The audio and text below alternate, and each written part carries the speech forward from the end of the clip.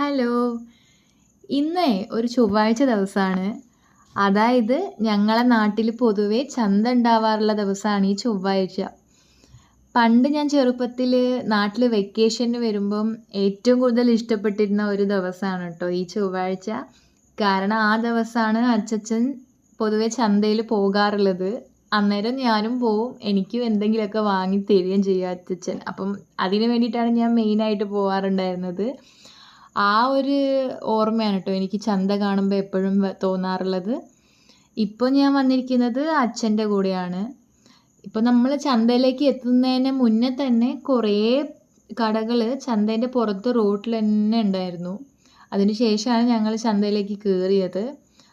പക്ഷേ അച്ഛൻ പറയാറ് പണ്ടത്തെ ചന്തേൻ്റെ ഗുമ്മൊന്നും ഇപ്പോഴത്തെ ചന്തയ്ക്ക് ഇല്ല എന്നാണ്.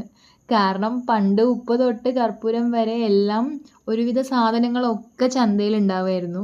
പക്ഷേ ഇപ്പോഴത്തെ ചന്തയിൽ കുറേ പച്ചക്കറികളും പിന്നെ കുറച്ച് ഉണക്കമീൻ അങ്ങനത്തെയൊക്കെ സാധനങ്ങൾ മാത്രമേ ഉള്ളതായി തോന്നിയിട്ടുള്ളൂ.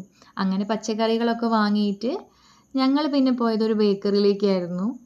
അവിടുന്ന് കുറച്ച് ബേക്കറി ഐറ്റംസൊക്കെ വാങ്ങിയിട്ട് പിന്നെ അച്ഛനൊക്കെ ഒന്ന് ട്രഷറി കയറാനുണ്ടായിരുന്നു. അവിടെയും കയറി തിരിച്ചു വന്നു.